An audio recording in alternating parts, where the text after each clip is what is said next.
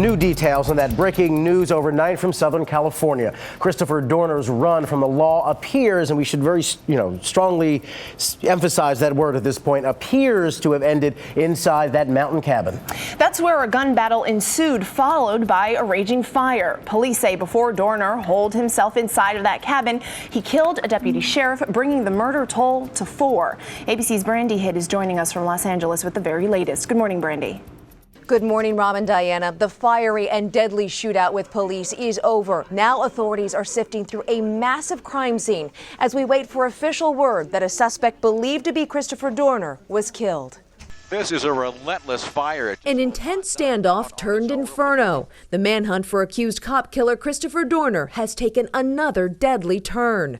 After a week on the run, police say a suspect matching Dorner's description was involved in a shootout with deputies. We believe that someone was inside, and that was the person that stole the vehicle and fled, then abandoned the vehicle, ran into the forest and inside this cabin where he barricaded himself. And there's no indication. And was engaged in gunfire with our deputy sheriffs, shot 2 of our deputy sheriffs, and 1 of those deputies died. The suspect was spotted Tuesday afternoon in the San Bernardino Mountains, several miles from where Dorner's burned-out truck was found. Authorities say he first held 2 women hostage in their home, including Jay Hilton's wife. He had tied him in, broke in and tied him up, and then stole the car. They're okay. As far as we know, they're fine. In fact, one of the hostages untied herself and called 911. But when deputies caught up to the suspect, he abandoned the stolen car and fled on foot, leading to a shootout. The tense moments of gunfire were caught on the air during this live report on KCBS.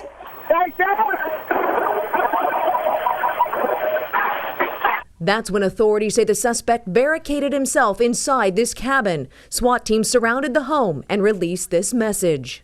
Enough is enough. It's time to turn yourself in. It's time to stop the bloodshed. It's time to let this event and let this incident be over. But Dorner promised in his alleged online manifesto there would be no negotiating. Gunshots were fired. Then this blaze engulfed the cabin, a fire that burned through the night.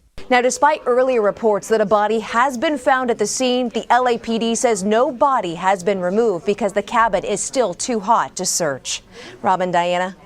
All right, thanks a lot, Brandi. Just to re-emphasize that point again, they're not confirming this is actually a guy. Some sources are saying all signs would seem to indicate that it is Dorner, but again, we probably will not know until tomorrow until they do some more forensic testing and that building cools off for them to go inside who this person actually is. But it's probably a fairly safe assumption to say it is the suspect. And interesting about this cabin where he was holed up, the owner of the cabin was interviewed by another media outlet, and apparently he was asked whether or not the cabin was equipped with internet and television access because they were worried that he would be monitoring the media reports to see what although he knows their tactics, what their tactics might be to approach the cabin, while he was in this cabin. But of course, we now know that if he is the person that is in the cabin, and according to police, it sounds like the suspect that's in there is him.